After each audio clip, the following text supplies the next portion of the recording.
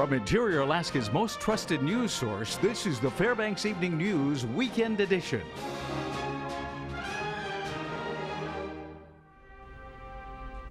Good evening and welcome to the Saturday edition of the Fbx Evening News. I'm Sarah Dabowski.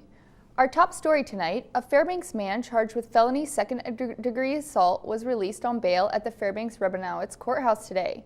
27-year-old Wesley Cruikshank was charged with assault 2 for the incident on December 1st. Cruikshank was arrested for allegedly choking his girlfriend and banging her head against the wall in front of her 2-year-old child. Cruikshank had been arrested prior to December 1st for intimidating the same victim, but the charges had been dropped. His bail is set for $4,500 and he's ordered to wear an ankle monitor and GPS system and is only to be at home or at work. During the winter months, a lot of families will be headed outdoors to ride their snow machines, side-by-sides, and ATVs. Emergency preparedness and planning is essential to have a secure and happy trip. Here are some tips on how you can keep safe while riding.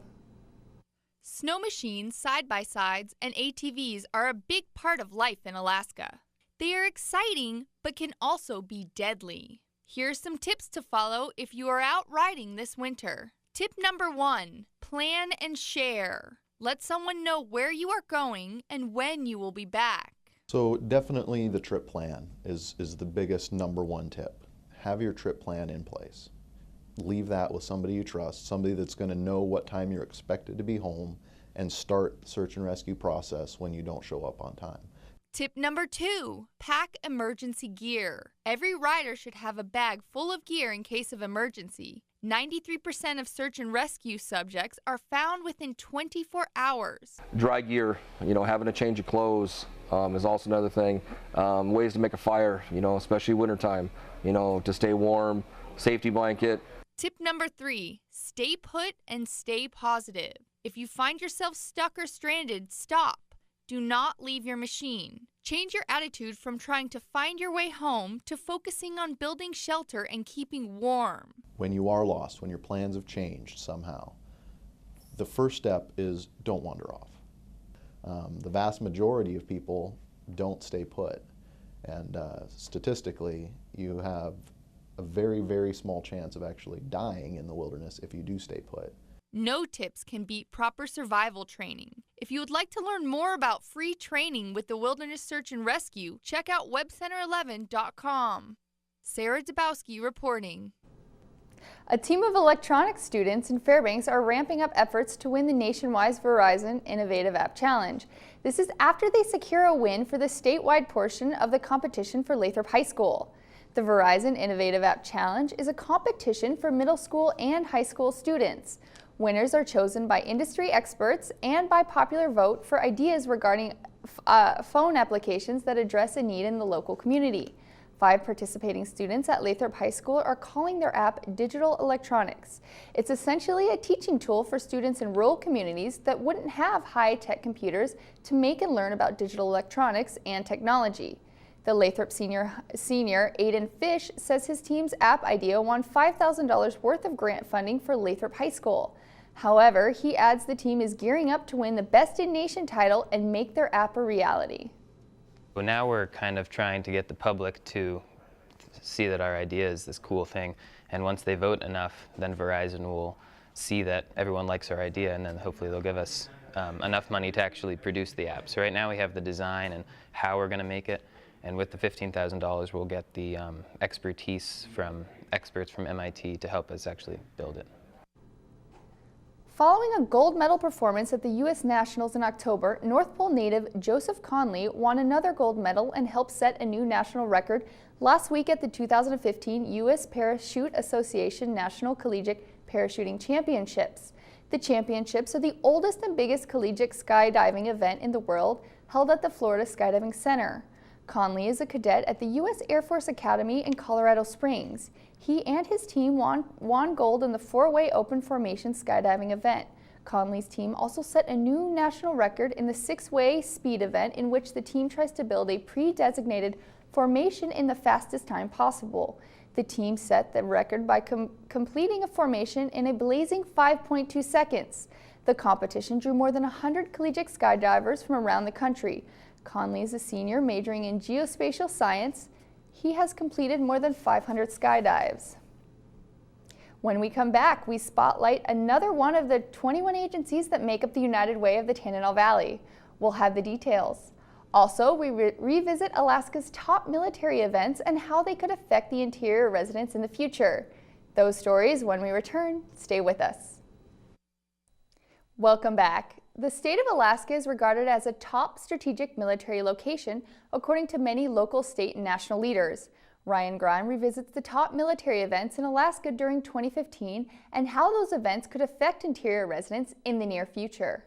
President Barack Obama's 2015 visit to Alaska focused more on climate change than it did for military affairs. However, that didn't stop Alaska U.S. Senator Dan Sullivan from making his case to the commander-in-chief for an added military presence in the 49th state. When the president landed, the thing I talked to him about were the security issues. With the ratification of the 2015 defense spending bill by Congress, an included provision by Senator Sullivan details an Arctic operations plan that could stop spending cuts for military installations in Alaska, including a proposed cut of 2,600 troops stationed at Joint Base Elmendorf-Richardson in Anchorage. What they're doing in the Arctic is serious. 13 new military bases, 4 new brigade combat teams, a new Arctic command, a huge military exercise just a few months ago that we knew nothing about.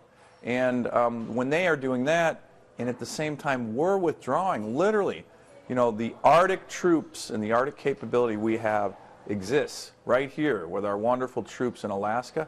We're cutting those. That's exactly the wrong message to send to Putin. Secretary of Defense Ashton Carter paid a visit to Fort Wainwright in the fall of 2015 to hear the concerns of soldiers there and also airmen from Eielson Air Force Base. He says building up defenses against a Russian presence in the Arctic region is a top priority. If you look at a globe, you see that Alaska is on the way from the United States to just about everywhere else. And of course, that's a two-way street, so it means that everything that could affect us comes over or by or near Alaska. The Air Force is likely to base 2 squadrons of F-35 fighter jets at Eielson Air Force Base. Eielson is awaiting a final environmental impact statement decision in late January 2016 that would allow or deny those jets to be placed there. The jets are multi-utility fighters with a specialized focus in air-to-ground operations. Colonel Michael Winkler, an Air Force Brigadier General nominee, commands the 354th Fighter Wing at Eielson. He says the addition of the F-35s would mean an injection of military funds, jobs, and personnel to the interior. $500 million worth of construction, and it's kind of phased in.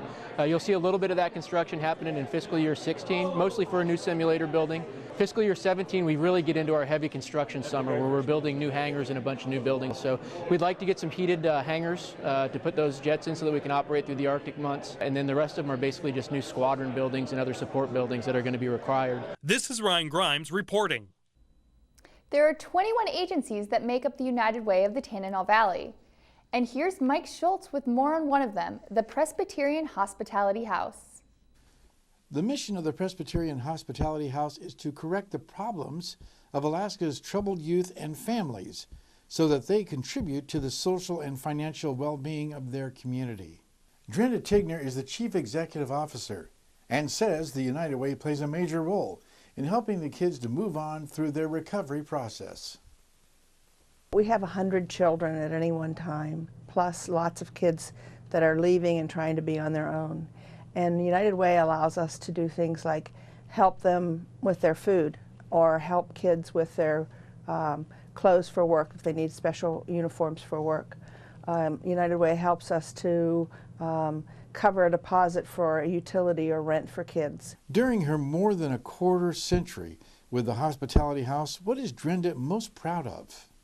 Our most important thing is that for the last 6 years, 100% of our kids have graduated from high school. So in a town where we have a 50% graduation rate for all kids and 34% for Alaskan natives, that's something that we're really proud about. Finally, with all the kids she has seen come through the Hospitality House, what is her most fulfilling moment? It's really hard to say my most fulfilling moment. Every single day is an amazing experience. To see these kids go from forlorn, sad kids that nobody wants, to see them blossom and to feel that they're capable, see them successful at school, to see them stand up straight and advocate for themselves. That's just an everyday joy. The United Way campaign will be ending in the next few months, but there's still time for you to donate. Mike Schultz reporting. Mike Fussell is coming up next with all your local sports action. Stay tuned. Welcome back, Interior Alaska. Mike Fussell here with your latest local sports action. This has been a very competitive weekend for both prep and college sports. Many Interior High School basketball teams are lacing up their sneakers for some big matchups this weekend. Monroe Catholic is hosting a tournament chock full of state contenders. Here's what the action looked like last night. The Monroe Catholic Rams boys basketball team got off to a slow start on their home court Friday night. They were hosting the Sitka Wolves in the second day of competition of the Mount McKinley Bank Holiday Classic. By the half, Monroe was still down by 10 points, but the hometown team came out seemingly revitalized in the third quarter. The Rams would go on a more than 20-point run in the second half while shutting down Sitka on D. The wave of momentum would be enough to turn the balance of the game in the Rams' direction. Pushed forward by Ryan Brantley's game-high 20 points, Monroe takes the come-from-behind victory 56-42. Oh, well, yeah, we had to adjust because they have very talented players, and yeah, we had to adjust the second half.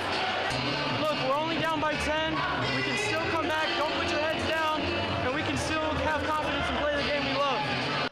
Defending state 3A champs Barrow also took to the court at Boileau Hall, matched up against Grace Christian. The Whalers and Grizzlies were both tied at 58 by the end of regulation, sending the game into overtime. Barrow would cement the win, working toward a 10-point lead in a final score of 70-61.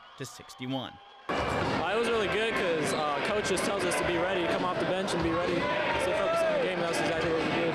Yeah, this is a really competitive tournament. This is what we come to play for. We come to play and win for the championship. Try to get the W for the championship. The Whaler girls grabbed a victory as well at 51-29, earning a sweep for Barrow on the day, and the Monroe Catholic ladies team was not as lucky.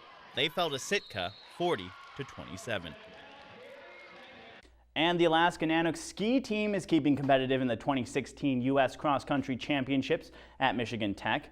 Racers skied 4 different lengths on Thursday after pushing away from a mass start. 2 men finished in the top 20 for Alaska in both the junior and senior divisions. 1 woman also grabbed a top 20 slot in a junior race. Freshman Max Donaldson took 7th in the men's 10K freestyle. Only one other divisional CCSA skier finished in front of Donaldson with an entire field of 83 skiers. Sophomore Alex Eckert finished 18th overall in the senior 30K freestyle with a time of 1 hour, 23 minutes and 40 seconds. The Nanooks are skiing today in a classic sprint event that will be their final showing of the championships. And the West Valley Wolfpack took to center ice in full force at the Patty Center last night. The Pack met up with the Lathrop Malamutes in 3 periods of hockey that were all West Valley. The Malamutes lose that game 7-0, only fielding a roster of 9 players total. Freshman Austin Ryman gets the shutout in the net for West, and Lathrop's tender Blake Gunning managed to save 37 shots on goal. Monroe Catholic also got out on Friday, taking a 6-1 win over the Houston Hawks. That's at the Big Dipper. And the Delta Junction Huskies rolled past the Glen Allen Panthers 6-0 in Tok. Aubrelle Champagne grabbed her first shutout of the season for the Huskies with that win. And the Alaska Nanooks hockey team was in the Deep South, bringing the heat to the University of Alabama Huntsville Chargers last night. UAF made up for a cold start, which put the team down by 2 with a progression of aggression aimed at the net. That would bring the game to a tie at 3 goals each. Moving into the final period, Alaska assistant captain Alika Dukovic would light the lamp for the Nooks just 11 seconds into P3. Peter Krieger and John Mullally would also find the back of the net as the game clock ticked away. Marcus Bassara and Tyler Morley led the team with an early goal and assist each. The collective effort gave Alaska the win in Game 1 of the series, 6-3. The Nooks are now in a 3-way tie for 7th in the WCHA standings. All right, and that about brings us to the buzzer for sports tonight. We'll have your full weather forecast coming up next. Thanks for checking in, and we'll see you next weekend. Welcome back to our Saturday edition. Well, Sarah, welcome aboard. It's good to have you here. Day 1, how'd it feel? Well, I definitely was pretty nervous at first, but I felt like I just rolled through it. Definitely. Well, welcome aboard. Soon enough, we'll have you doing weather too. But For today, that's going to be me. So let's take a look at today's almanac. As you can see there, high today of 15 degrees. Today's low, though, around 17 below. Pretty cold, but nothing too unusual for a January. The record high, though, 40 degrees. That was in 2002, not too long ago. And the record low is at 56 in 1952. Sun rose today at 10:42 a.m. and it set at 3:17, so that's about 4 hours and 54 minutes of daylight. Kind of gradually getting more there. And taking a look at weather across the state, down in the Anchorage Bowl area, kind of raining down there. Temperatures around the high 30s to mid 30s. Juneau and Ketchikan also seeing rain. Fairbanks at 17 degrees, partly cloudy there. Barrow at 5 degrees. And taking a look at the forecast for early next week around the rest of the states. The jet stream there pretty high above the states, bringing low pressure and some snow to the upper Midwest, and chilly temperatures down in the southeast, rain over in the parts of Northern California and the rest of the West Coast, dry there in Denver, Phoenix, around the Dallas area, but not too bad of an outlook. And tomorrow's forecast for northern Alaska, taking a look, it's mostly cloudy around the region. Nome at 31 degrees, Barrow at 5, Fort Yukon dipping below 0 at 5 below. And moving on to the central region of the state, the interior region that is, Healy at 28 degrees, Fairbanks coming in around 8, Delta at a bit higher there at 19, partly sunny for the interior, mostly throughout the region there. And taking a look at southeast, it's mostly cloudy for them, 38 degrees in Juneau, 39 degrees in Ketchikan. And over in the southwest, we'll see rain in Kodiak. It'll be cloudy in Bethel and mostly sunny cloudy in Bethel and Cold Bay, that is. Kodiak will be at 43 degrees, Bethel at 33, Cold Bay a little less clouds at 33 as well. And now taking a look at the south central area, 33 degrees for Anchorage, cloudy skies across the region, Homer at 39 and Valdez there at 32 degrees. And now we'll be moving on to the short range forecast for tonight, 8 below, so not terrible, mostly cloudy skies. And tomorrow 8 above there, so kind of sticking around where we're at, maybe getting a little bit warmer. Partly cloudy skies for tomorrow as well. And taking a look at our extended outlook, 20 degrees on Sunday, so that's pretty warm there, but the rest hovering right around 15 degrees, getting a little less cloudy throughout the week, and the lows will be there right around 0. 5 below is the biggest low there, or the lowest low, I should say, between Monday and Tuesday. All right, so that's not too bad. We're all used to that, you know. You're used to it from Alaska. Oh, this is actually pretty warm. I remember when it was a lot colder. Yeah, we've seen worse for sure, and hopefully we don't see anything like that too soon. Yes. But we're bound to. Well, that will wrap it up for this Saturday edition of the Fairbanks Evening News. We're glad you could join us. Join us here 6 days a week at 6 and 11 or online anytime at webcenter11.com. From all of us here at the News Center, have a good night.